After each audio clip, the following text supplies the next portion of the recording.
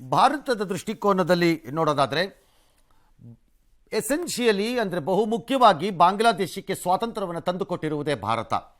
ತಂದುಕೊಟ್ಟಿರೋದೇ ಭಾರತ ಅನ್ನೋಕ್ಕಿಂತ ಅವರಿಗೆ ಸ್ವಾತಂತ್ರ್ಯ ಬರುವುದರಲ್ಲಿ ಪ್ರಮುಖ ಪಾತ್ರವನ್ನು ವಹಿಸಿದ್ದು ಭಾರತ. ಆ ದಿನ ಪಾಕಿಸ್ತಾನದ ದೌರ್ಜನ್ಯದಿಂದ ನರಳಿ ಹೋಗಿದ್ದಂತಹ ಬಾಂಗ್ಲಾದೇಶ ನಮ್ಮ ಭಾರತದ ಸೇನೆಯ ಸಹಕಾರದೊಂದಿಗೆ ನಾವು ಅಂತಿಮವಾಗಿ ಯುದ್ಧವನ್ನು ಗೆಲ್ತು ಹಾಗೂ ಸ್ವತಂತ್ರ ಬಾಂಗ್ಲಾದೇಶ ನಿರ್ಮಾಣವಾಯಿತು.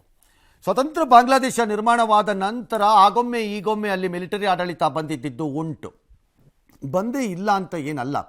ಆದರೆ ಲಾರ್ಜ್ಲಿ ಪಾಕಿಸ್ತಾನಕ್ಕೆ ಹೋಲಿಕೆ ಮಾಡಿದ್ರೆ ಒಂದು ರೀತಿ ಡೆಮಾಕ್ರಸಿ, ಪ್ರಜಾಪ್ರಭುತ್ವ ಒಂದು ಮೆಚ್ಯೂರ್ಡ್ ಆಗಿ ಒಂದು ಹಂತವನ್ನು ತಲುಪಿದೆ ಅಂತ ಎಲ್ಲರೂ ಪರಿಭಾವಿಸಿದ್ದರು.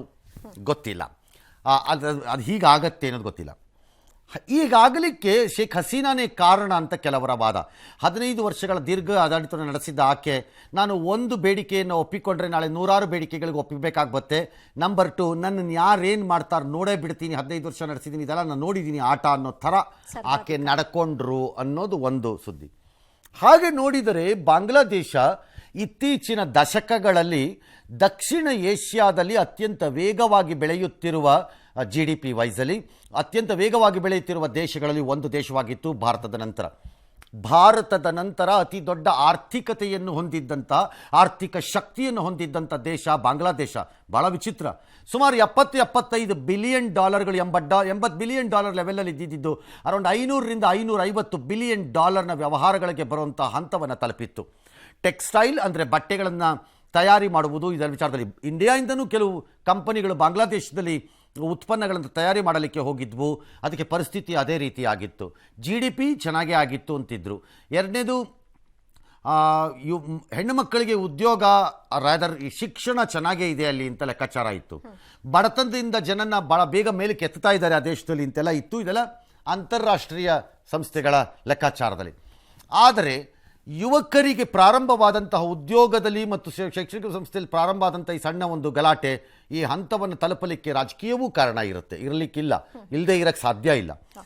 ಹಾಗಾಗಿ ಕೆಲವೊಮ್ಮೆ ಅಭಿವೃದ್ಧಿ ಎಂಬುವುದು ಮೇಲ್ನೋಟಕ್ಕೆ ಒಟ್ಟಾರೆಯಾಗಿ ಅಭಿವೃದ್ಧಿ ಆಗುತ್ತಾ ಇದ್ದರೂ ತಳಮಟ್ಟದಲ್ಲಿ ಅದು ಬಡತನದ ನಿವಾರಣೆಯನ್ನಾಗಲಿ ನಿರ್ಮೂಲನೆಯನ್ನಾಗಲಿ ಅಥವಾ ಶ್ರೀಮಂತಿಕೆ ಮತ್ತು ಬಡತನದ ಮಧ್ಯೆ ಇರುವ ವ್ಯತ್ಯಾಸಗಳನ್ನು ಅಥವಾ ಅಂತರವನ್ನು ಕಡಿಮೆ ಮಾಡುವುದರಲ್ಲಾಗಿ ವಿಫಲವಾದಾಗ ಸಮಾಜದಲ್ಲಿ ಕ್ಷೋಭೆ ಮತ್ತು ಅಶಾಂತಿ ಒಂದು ಕಡೆ ಮೂಡ್ತಾ ಇದ್ದರೆ ಇನ್ನೊಂದು ಕಡೆ ಎಲ್ಲವೂ ಚೆನ್ನಾಗಿ ಕಾಣಿಸ್ತಾ ಇರುತ್ತೆ. ಈ ಪರಿಸ್ಥಿತಿಯನ್ನು ಭಾಳ ದೇಶಗಳು ಅನುಭವಿಸ್ತಾ ಇವೆ. ನಾವು ಒಬ್ಬರೇ ಅಲ್ಲ, ಅಥವಾ ನಮ್ಮ ಪಕ್ಕದ ನೈಬರ್ಗಳಷ್ಟೇ, ನೆರೆಹೊರೆಯವರು ಅಂತಲ್ಲ, ಅತ್ಯಂತ ಮುಂದುವರಿದ ದೇಶಗಳು ಇದನ್ನು ಅನುಭವಿಸ್ತವೆ. Take for example Europe or even America, ಆ ವಿಚಾರಕ್ಕೆ ಲೆಕ್ಕ ಹಿಡಿದ್ರೆ. ಹಾಗಾಗಿ ಇವನ್ ಚೈನಾ ಅಲ್ಲಿ ಹೇಳ್ಕೊಳಕ್ಕಾಗ್ತಾ ಇಲ್ಲ ಅಷ್ಟೇ ಅವ್ರ ಕೈಯಲ್ಲಿ. ಅಲ್ಲಿಯ ಜನರಿಗೆ ಅದಕ್ಕೆ ಅವಕಾಶ ಇಲ್ಲ, ಜಾಗ ಇಲ್ಲ, ಹಾಗೆ ಅದನ್ನು ಕೂರಿಸ್ಬಿಟ್ಟಿದ್ದಾರೆ. ಹಂಗಾಗಿ ಅವರು ಸುಮ್ಮನಿದ್ದಾರೆ ಅಷ್ಟೇ. ಜಾಗ ಸಿಕ್ಕರೆ ಅಲ್ಲೂ ಮಾಡ್ತಾರೆ, ಒಂದಿನ ಬಿಡಲ್ಲ ಅಲ್ಲಿ ಜನ. ಅಲ್ಲೂ ಏನು ಅಂತ ದೊಡ್ಡ ಇದೆ ಅಂತ ಹೇಳೋಕ್ಕಾಗಲ್ಲ. ಹಾಗಾಗಿ ಇಲ್ಲೂ ಹಾಗೆ ಆಗಿದೆ ಅಂತ ಒಂದು ಲೆಕ್ಕಾಚಾರ.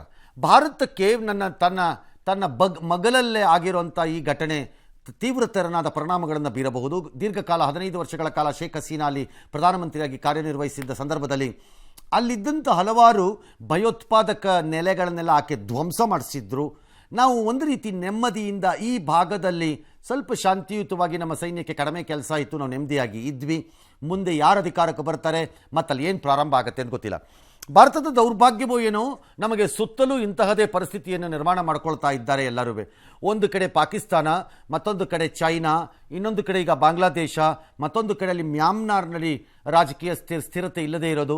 ಈವನ್ ನೇಪಾಳ್ನಲ್ಲಿ ಆಗಾಗ್ಗೆ ಒಂದು ಸರಿ ಭಾರತದ ಪರ, ಇನ್ನೊಂದು ಸರ್ತಿ ಆ ಕಡೆ ಚೈನಾ ಕಡೆಗೆ ಹೋಗುವಂಥದ್ದು, ಇನ್ನು ಆ ಕಡೆ ಬಂದರೆ ಮಾಲ್ಡೀವ್ಸ್. ಹೀಗೆ ನಮ್ಮ ಸುತ್ತಲೂ ಒಂದು ರೀತಿ ರಿಂಗ್ ಆಫ್ ಫೈರ್ ಅಂದರೆ ಬೆಂಕಿಯ ಉಂಡೆಗಳು ಸುಕೂತಂಗೆ ಕಾಣಿಸ್ತಾ ಇದೆ. ಅಲ್ಟಿಮೇಟ್ಲಿ ಭಾರತ 2 ಫ್ರಂಟಲ್ಲಿ ವಾರ್ ಮಾಡಬೇಕಾಗತ್ತೆ, ಈಸ್ಟು ವೆಸ್ಟ್ ಅಂತ. ಈಗ 2 ಫ್ರಂಟೇ ಅದುವೇ, ಆದರೆ 3 ಕಡೆಯಿಂದ ನಾವು ಅಪಾಯಗಳನ್ನು ಎದುರಿಸಬೇಕಾಗಿ ಬರಬಹುದು ಮುಂದಿನ ದಿನಮಾನಗಳಲ್ಲಿ ನಾವು ಎಚ್ಚರಿಕೆಯಿಂದ ಇಲ್ಲದಿದ್ದರೆ. ಬಹುಶಃ ಭಾರತ ಆ ಎಲ್ಲ ಕಾರಣಗಳಿಂದಾಗಿ ಶೇಖ್ ಹಸೀನಾಗೆ ಪರ್ಮನೆಂಟಾಗಿ ಇಲ್ಲಿ ಆಶ್ರಯವನ್ನು ಕೊಡಲಿಕ್ಕಿಲ್ಲ ಅಂತ ಅನಿಸುತ್ತೆ. ಮೋಸ್ಟ್ಲಿ ಇದು ತಾತ್ಕಾಲಿಕವಾಗಿ ಇವತ್ತು ಅಥವಾ ನಾಳೆ ಇರಬಹುದು, ನಂತರ ಆಕೆ ತನ್ನ ದೇಶಕ್ಕೆ ತಾನು ಹೋಗ್ಬೋದು. ಭಾರತ ಮುಂದೆ ಅಲ್ಲಿ ಬರ್ತಾ ಇರೋಂಥ ಸರ್ಕಾರಗಳ ಜೊತೆ ತನ್ನ ಹೊಂದಾಣಿಕೆಯನ್ನು ಸರಿ ಮಾಡ್ಕೋಬೇಕು ಮತ್ತು ಹೊಸದಾಗಿ ಎಲ್ಲ ಕೆಲಸವನ್ನು ಪ್ರಾರಂಭ ಮಾಡಬೇಕು. ಈ ಎಲ್ಲ ಗಲಭೆ ಗೋಜಲುಗಳಲ್ಲಿ ಒಂದಿಷ್ಟು ಚೈನಾ ಅಥವಾ ಪಾಕಿಸ್ತಾನದ ISI ಪಾತ್ರ ಇದೆ ಅಂತ ಕೆಲವು ವ್ಯಾಖ್ಯಾನಕಾರರ ವಾದ. ಕಾರಣ ಬಾಂಗ್ಲಾದೇಶ ಭಾರತದ ಜೊತೆ ಚೆನ್ನಾಗಿತ್ತು ಅಂತ, ಮತ್ತು ಇಸ್ಲಾಂ ಮೂಲಭೂತವಾದಿಗಳಿಗೆ ಪರ್ಟಿಕ್ಯುಲರ್ಲಿ ISI ಅಂತವ್ರಿಗೆ ಬಾಂಗ್ಲಾದೇಶ ಒಂದು ಲಾಂಚಿಂಗ್ ಪ್ಯಾಡ್ ಆಗಿ ಭಾರತದ ವಿರುದ್ಧ ಬೇಕಿತ್ತು, ಅದಕ್ಕೆ ಅವ್ರಿಗೆ ಜಾಗ ಸಿಕ್ಕಿರಲಿಲ್ಲ ಅನ್ನೋದು, ಹೀಗೆ ಈ ಥರದ ಕೆಲವು ವಾದಗಳು ಇವೆ. ಆದರೆ ಆ ವಾದಗಳು ಏನೇ ಇರಲಿ, ನಮ್ಮ ತಯಾರಿಗೆ ನಾವು ಬರಲೇಬೇಕು. ಮಗದೊಂದು ಪಾಠವನ್ನು ಭಾರತಕ್ಕೆ ತೋರಿಸ್ತಾ ಇದೆ ಬಾಂಗ್ಲಾದೇಶ. ನಮ್ಮ ರಕ್ಷಣೆಯನ್ನು ನಾವು ತಯಾರಿ ಮಾಡ್ಕೋಬೇಕು. ಸುತ್ತಲೂ ಯಾರೇ ಇದ್ದರೂ ಸರಿ, ಒಂದು ದಿನ ನಮ್ಮ ರಕ್ಷಣೆ ನಾವೇ ಮಾಡ್ಕೋಬೇಕು ಅನ್ನೋದನ್ನು ಮಗದೊಮ್ಮೆ ತೋರಿಸ್ತಾ ಇದೆ ಅಂತ ಕಾಣುತ್ತೆ. No idea, we will have to see. ಭಾರತದ ಸಾಕಷ್ಟು ಬಂಡವಾಳ ಹೂಡಿಕೆ ಬಾಂಗ್ಲಾದೇಶದಲ್ಲಿ ಇದೆ, ಇಲ್ಲ ಅಂತಲ್ಲ, ಸುಮಾರಾಗೆ ಮಾಡಿದ್ದೀವಿ ನಾವು ಇತ್ತೀಚಿನ.